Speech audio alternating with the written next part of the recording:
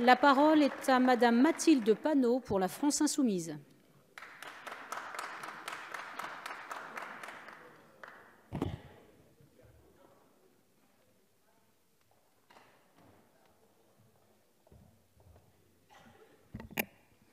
Merci Madame la Présidente. Monsieur le Ministre, vous connaissez la position de notre groupe sur ce projet de loi.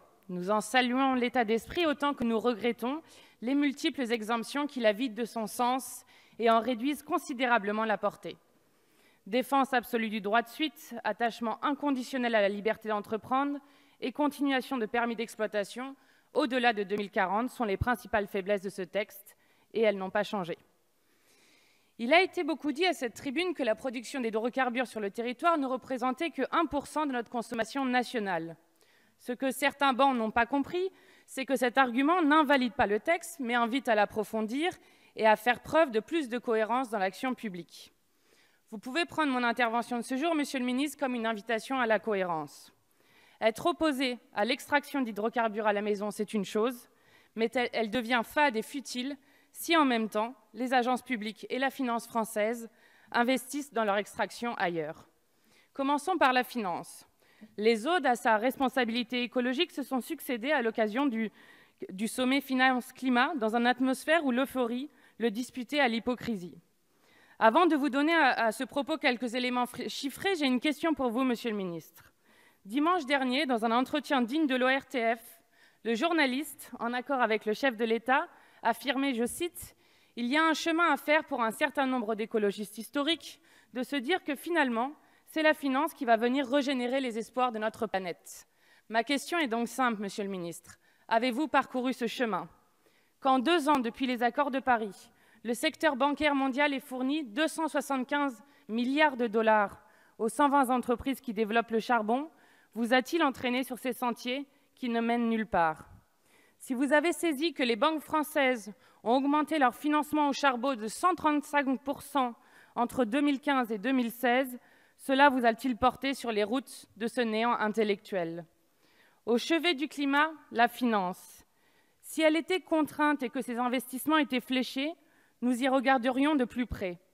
Mais le sommet de la semaine dernière a surtout donné lieu à un exercice d'autocongratulation généralisée.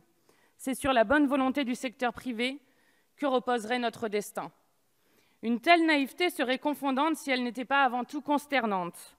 Elle fait écho à l'absence de remise en cause du droit de suite dans le projet de loi.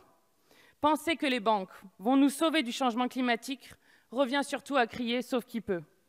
La cohérence voudrait qu'une contrainte impose des investissements pour la transition énergétique et pénalise lourdement les investissements dont les impacts sur l'environnement sont trop souvent négatifs. Quant aux investissements d'État, vous maintenez la France dans le schéma désastreux pour les énergies renouvelables, celui de la dépendance à l'énergie nucléaire. Il ne faut plus 1 euro dans les énergies du passé, ni les énergies fossiles, ni l'énergie nucléaire, qui toutes les deux nous empêchent d'investir dans la transition énergétique. Mais la cohérence commence aussi par balayer devant sa porte. Quand Bruno Le Maire disait le jour du sommet de la semaine dernière que pour une finance verte, il faut de la transparence, j'ose espérer qu'il pensait s'interroger sur les investissements de l'Agence française du développement. Au moment où nous parlons, l'AFD envisage d'accorder un prêt de 41 millions d'euros à une entreprise chinoise en vue d'aider une centrale à charbon. Au Sénégal, elle finance une autre centrale à charbon.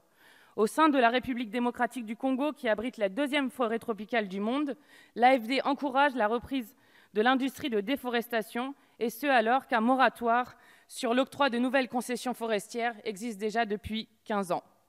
La Caisse des dépôts et consignations finance quant à elle 12 projets très fortement émetteurs de carbone dans le monde.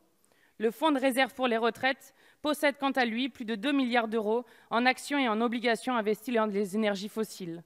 L'irresponsabilité de ces investissements, c'est l'irresponsabilité du gouvernement qui les accepte. Le ministre de l'économie en appelle à la transparence, qu'il commence par nos organismes publics dont les ramifications d'investissement ne peuvent être retracées. Vous essayez avec ce projet de loi, Monsieur le ministre, de balayer devant notre porte. C'est une intention louable, mais le tas de poussière reste immense. Et ce n'est pas en faisant appel aux seules volontés de ceux qui se passionnent à y repérer les sables dorés que nous résoudrons le problème immense que notre temps doit affronter. C'est pourquoi le groupe de la France insoumise continuera à s'abstenir sur ce projet de loi. Je vous remercie. Merci Madame la députée Panot. La parole